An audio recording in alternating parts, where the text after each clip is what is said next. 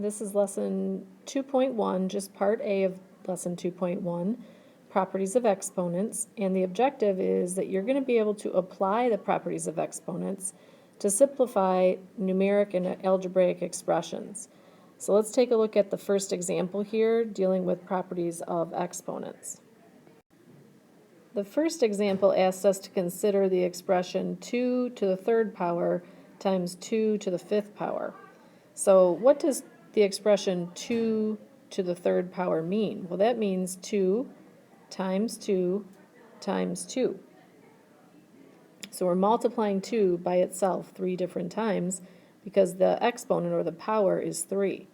And then in part B it says, what does the expression 2 to the fifth power mean? Well, that just means that 2 times itself 5 times. Okay, so to take a shortcut, what shortcut could we establish? So if we look at each of the answers from part A and part B, is there another way that we can write 2 to the third times 2 to the fifth in a different form?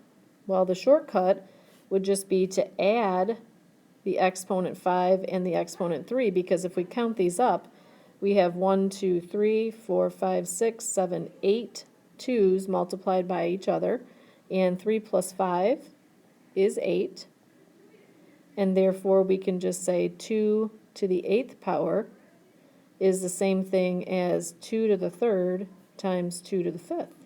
And all we did is we added the exponents. Okay, so adding the exponents gave us our answer of 2 to the 8th power. And in example number 2, we're going to have something similar, but this time it's going to be where we have a division problem. We have 6 to the 5th on the numerator and 6 to the 3rd in the denominator. Well, what does the expression 6 to the 5th mean? It means we're taking 6 and multiplying it by itself 5 times. So 6 times 6 times 6 times 6 times 6. In part B, it's asking us, what does the expression 6 to the third mean? Well, as we stated before, anything to the third power is multiplied by itself 3 times. So now remember that this was a division problem, right? So we could cancel a few things, and then we'll look and see how can we rewrite this. Well, in part C, it says take each of your answers and write them in a different form. So if we were to write them, remember we had 6 to the 5th over 6 to the 3rd, and 6 times 6, I'm just going to write it out rather than keeping on saying it. Okay, and whoops, there's a multiplication sign there. Now we know that when we divide things, if they're the same on the top and the bottom, we can cancel those. Okay, so if we canceled 3 of them, what are we left with? We're left with 6 to the 2nd power. Okay, so look at the exponents. Here's a 5 and here's a 3. What did we do to arrive at 2? Well, we subtracted the exponents. So when we divide fractional exponents, then we're going to subtract the exponents. And what I meant by that is that if we have a fraction with things in the top that have a exponent and something in the bottom with an exponent, as long as the base is the same. This base right here is a 6, this base right here is a 6. Okay, so those things have to be the same in order for us to subtract the exponents. And I should have said that also about example number 1. As long as the base is the same, so 2 is the base here, 2 is the base here, the bases must be the same. Okay, so bases must match in order to add the exponents when it's multiplying, okay, when we're showing a multiplication problem, and then we're going to subtract the exponents when we're dividing. Okay, so this is for when you see a division problem. Okay, so if you have questions, let's go ahead and ask those in class. One last thing on this page, note at the bottom says these shortcuts from part C of examples 1 and 2 lead us to 2 of the 7 major properties of exponents, and we're going to look at those on the next page. There's a whole table of them. We do need to be familiar with these properties in order to understand important concepts that come later in this course. All right, let's take a look at these 7 properties of exponents. So on this table in column 1, or the far left column, we have the name of the property, and then we're going to give a symbolic definition, and then I'm going to give you some actual examples with, something that you can actually solve. So the first one, product of powers, the symbolic definition has the same base, but a different, or it could be the same, exponent. The important part here is that we're multiplying two things that have the same base. Notice I have a multiplication symbol in there, and when we see multiplication, that means that we can add the exponents. So it's going to be the base is the same, m plus n. The two exponents are added. I'll come back to some examples. Power of a power means this, and we didn't really look at this yet on the front page, so I want to explain this now. If we have something inside of the parentheses with an exponent, and then there's an exponent on the outside, that's when we're going to multiply those two. So we're going to multiply m times n, and I'll give you an example of that. So it's going to be m times n. The two exponents will be multiplied when we have parentheses like that.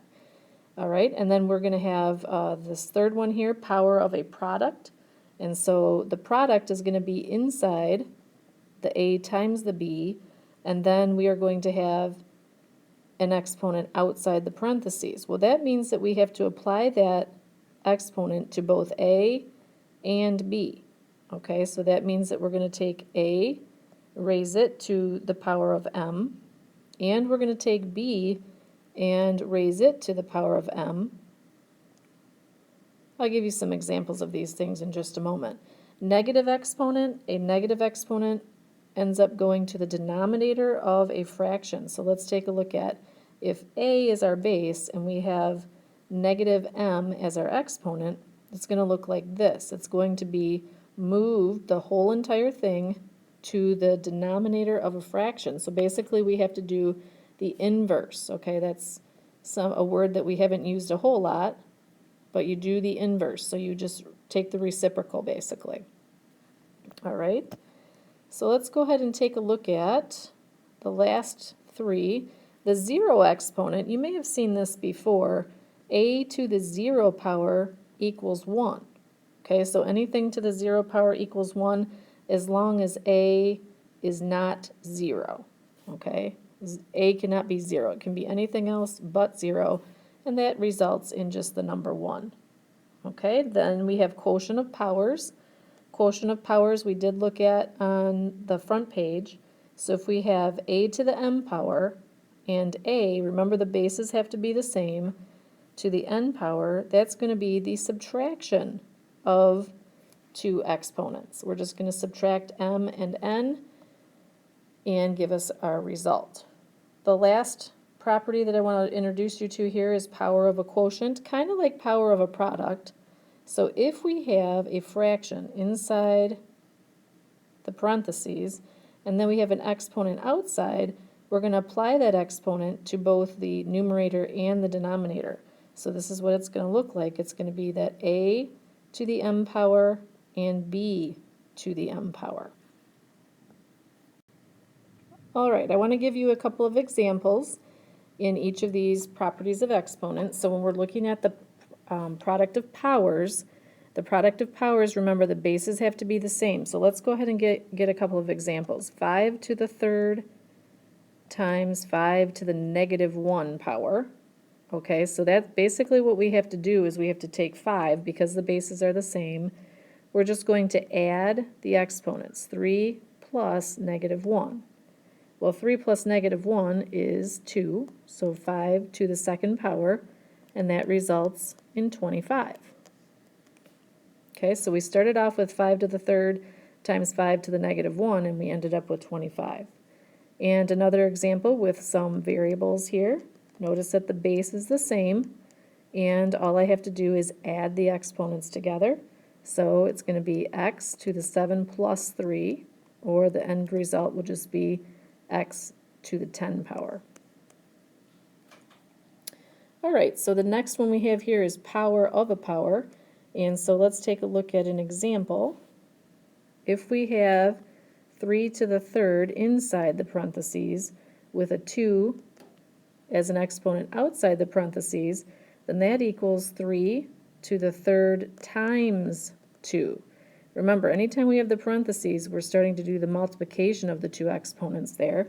And so that equals 3 to the 6th power.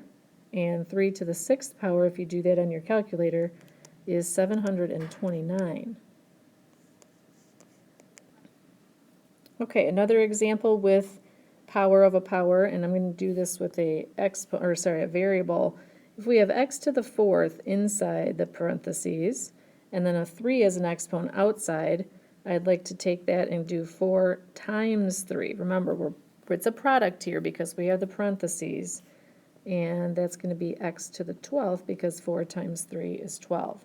So there is a difference between the first two. Here we're adding the exponents because there are no parentheses.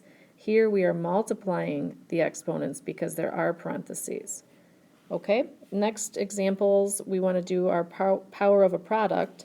So anytime we have a product, like 2 times 3 inside the parentheses, and then raise that to the 4th power, we have to not just do the parentheses first. This is where some people will get a little bit mixed up. But we want to make sure that we apply this 4 to the 2, and we apply the 4 to the 3. So let's show that written out. 2 to the 4th times 3 to the 4th. Okay, and then we can say, well, that's 2 to the 4th is 16, and 3 to the 4th is 81. And then if I multiply that out, it's 1,296. Okay, so make sure you apply the exponent to each thing inside the parentheses first, separately. All right, let's try another one. We have 5 times x times y raised to the 3rd power.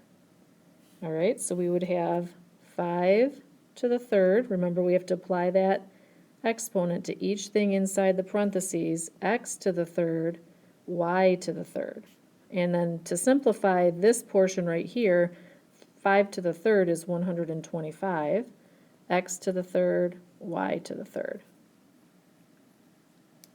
All right, let's move on then to negative exponent. Anything with a negative exponent, remember we just move that to the denominator of a fraction. So 7 to the negative 2 is going to equal 1 over 7 to the 2nd power.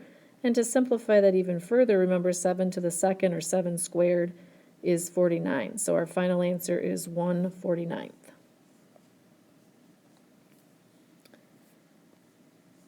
Okay, so we have a negative exponent example with a variable as well. X to the negative 3rd is just going to be 1 over x to the 3rd. We simply move it to the denominator. Okay, this is a lot to remember. We do have a few more examples to give here, but this table should serve pretty well for you while you're doing your problems in class, on a quiz, etc. So I'll either give you this or we'll post it in the classroom for quiz purposes. Okay, so 0 exponent, let's go ahead and give an example of that. So we can say negative 89 raised to the 0 power. Anything other than 0 raised to the 0 power is 1. So that's simply just 1. If we have x raised to the 0 power, that's also going to be 1. Remember, the base cannot be 0 because 0 raised to the 0 power is undefined. Okay, so we don't want this part here, the base, to be 0 in any of these situations. But anything else raised to the 0 power ends up being 1. Okay, quotient of powers. I'm just going to give you a quick example. 6 to the negative 3 over 6 to the negative 6. Remember, we have to subtract these, so this can be a little bit tricky. 6 to the negative 3 minus negative 6. Now, don't forget that when we have two negative signs, that turns into a positive sign. So I'm going to go ahead and make that a positive sign, and that ends up being 6 to the positive 3. All right, and if you put that into your calculator, it'll be 216. All right, let's do one with a variable, x to the 7th power over x to the 3rd power. Remember, we're subtracting these as long as the base is the same. It's going to be x to the 7 minus 3. We're subtracting the two exponents here, so that's just x to the 4th. All right, last set of examples here in this table. We're going to go ahead and do a power of a quotient. All right, so if we have 4 over 7 in parentheses raised to the second power, I'm going to apply that 2, that exponent, to both of these. So it's going to be 4 to the second power over 7 to the second power. And that's going to be 16 over 49. We cannot reduce that. They're not both even or have any common factors. So we'll just leave it that way. All right, and then we should say, what if we had x over y in parentheses with 5 as an exponent? Well, remember, you have to distribute or kind of apply that exponent to each of the denominator and the numerator. So our final answer here will be x to the 5th over y to the 5th. Now we can't do anything with the exponents like subtract them because the bases are not alike. So we have to leave it just like that. Okay, for example 3, there are some problems here that I'd like you to simplify. I'm going to have you do most of these because we just went through several of the examples, but I would like to do, I'm going to do C for you, and I'm also going to do D, but I'd like you to do A and B on your own. So let's take a look at C. There are a couple different ways to look at this problem, so some of you might look at this and say, oh my gosh, there's a negative exponent, I can move that to the denominator, which is true. So you could take a look at it and say, well, I'm going to add 4 and 5 together because I'm using the product of powers, so that's going to be a to the 9th, and then I'm going to move this part here, a to the negative 2, down here, and then I'd have to do a second step, wouldn't I? Because the bases are the same, I can subtract and say a to the 7th is my answer. Some of you don't want to do 2 steps, so you'll just add all of those exponents together. What is 4 plus 5 minus 2? Well, that's still 7, isn't it? So a to the 7th is your answer either way you do that problem. You could move that a to the negative 2 to the denominator like I did initially, or you can just look at all of those as something that you have to add together. All right, let's go ahead and take a look at D. Problem D. So we have a 2 outside the parentheses, so that means I need to apply that 2 to the negative 12, to the B, to the A, to the C. So I would end up with negative 12 to the second power, A to the second, B to the second, C to the second. And then all I have to do is clear this part up, which is negative 12 times negative 12. And that's going to be a positive 144. A to the second, B to the second, C to the second. And it does tell us in this example that we need to tell which property we used, okay, and we should not have any negative exponents in our final answer. So if we go back to problem C here, we use the product of powers, and you can use your chart to help you figure out which property you used. Okay, and in problem D, we use the power of a product. Power of a product.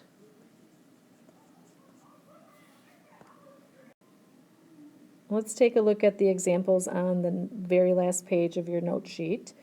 I would like you to take care of problem E and problem F on your own, please. And then I'm going to do problem G with you. Remember, on these, you do need to tell me which property you used, so you'll want to refer back to your table. All right, so this first one here, we have parentheses, and so that means that we're going to use the power of a power. We're going to multiply those two numbers together, so that's the first one, power of a power. And we're going to use another one, actually 2 more, so we're going to have 1/2 to the negative 10th power, okay? And then we need to apply that exponent to each of the numbers inside, the denominator and the numerator. So the power of a power, we end up with this. Then when we use power of a quotient, we're going to end up with the number in the exponent for both of them. So we're going to have 1 to the negative 10 over 2 to the negative 10. And then we can't leave this like this, so we actually have to have all positive exponents. And so what we're going to do is we're going to reverse these and remove the negative symbol. So we're going to reciprocate, go ahead and take the reciprocal, and the final answer is going to be 2 to the 10th over 1 to the 10th, and that's going to be because of the negative exponent property that we have. We can't leave any negative exponents in the denominator, and therefore all we have to do is flip-flop the numerator and the denominator. All right, in problem H, we have the same base. 2/3 is the same base, so we literally have to just add those two exponents together, and so we would end up with 2/3 to the -1 power. And so first of all, I use the product of powers because I'm just adding the exponents together. Now I'm going to apply the -1 exponent to both the numerator and the denominator. Notice that those are not the same base. So similar to like what we did over in this problem over here, we have to reverse or reciprocate the numerator and the denominator. Remember, any number that has a negative exponent is going to go to the basement, and anything in the basement that has a negative exponent is going to go upstairs. So if I just reverse this, 3 to the 1 power and 2 to the 1 power, we really don't need that 1 there, do we?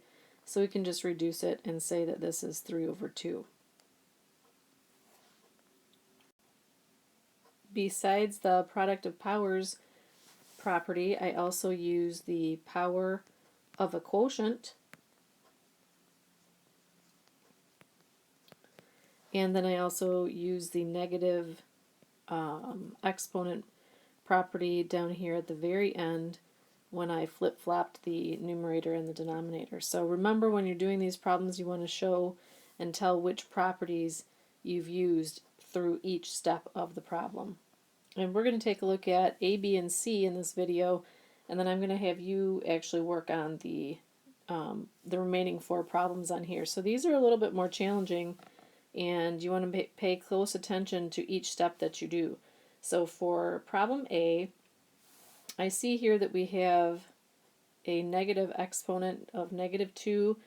So there's a couple ways that we can do this one. I'm going to show you maybe the easiest of the ways here in this video, but of course if you come up with a different way that follows the rules, that's okay too. So I'm going to use the quotient of powers rule, or property, and so I'm just going to take x to the -2 and I'm going to subtract that 8. Remember, we can subtract the two exponents. So when we subtract -8 from -2, that's going to be x to the -10. And then, of course, I'm going to use the negative exponent rule, or property, and send that to the basement. So my final answer is going to be 1 over x to the 10th. Right? Let's go ahead and take a look at problem B. And the first thing we see here is that we have an exponent outside of the parentheses, so that means I need to apply that to each of the exponents inside. So I'm going to multiply, and I'm also going to use the power of a power rule. So the first thing I'm going to do is name the property. So power of a power. Okay, so 2 times -4, that's what I'm going to do first. So it's b to the -8 because I'm multiplying this -4 times this 2 outside. And then I'm going to have b to the 12th because 6 times 2 is 12. And then I'm going to have b to the 14th because 7 times 2 is 14. Okay, and now I have the same base. The base is the same for all of them. So I can just add the exponents together. So -8 plus 12 plus 14 is going to be b to the 18th. And when I do that, when I add them all up, that's the product of powers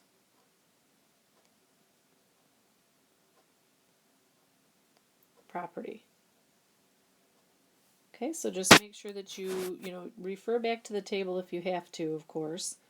And we'll just do one more problem here in this video, and then you're going to be on your own to try these other problems out. So for problem C, we have two expressions being multiplied by each other. I want you to notice that this variable is y to the second, and then we have one over here, y to the negative fourth. So remember, you can only add the exponents of things that are alike. So we want to also then identify that z to the fifth and z to the negative 1, we can do something with those. So we're using the product of powers because we're multiplying here. There's no addition signs here or anything like that. So we're going to say 7, and then let's rearrange this a little bit. 7 y to the second, y to the negative fourth, so that we bring our two bases that are alike next to each other. And then that's going to be multiplied by z to the fifth and times z to the negative 1. Okay, so now I can actually add these exponents because the y is the base is the same, and I can add these exponents up here as well. So that's going to give me 7y to the negative 2, because 2 minus 4 is negative 2, times z to the fourth. Alright, and then remember, anything with a negative exponent gets sent to the basement. So that is the negative exponent property. So I'm going to end up with 7z to the fourth on the top of my fraction, and then the negative exponent part goes to the bottom. So that's going to be y to the second. And there's my final answer. Alright, just remember that you're supposed to be listing the property that you use each time, and then anytime you're adding or subtracting things, make sure the base is the same. So if you look at problem D, it looks like we have an x, and then we also have a y as a base. So you can separately do those things, okay? And then of course in problem E here we have 4 over 24. You're going to want to reduce that as well. So just be careful, and if you have questions when you're going through these, go ahead and write some questions down, and I'll be happy to answer them in class.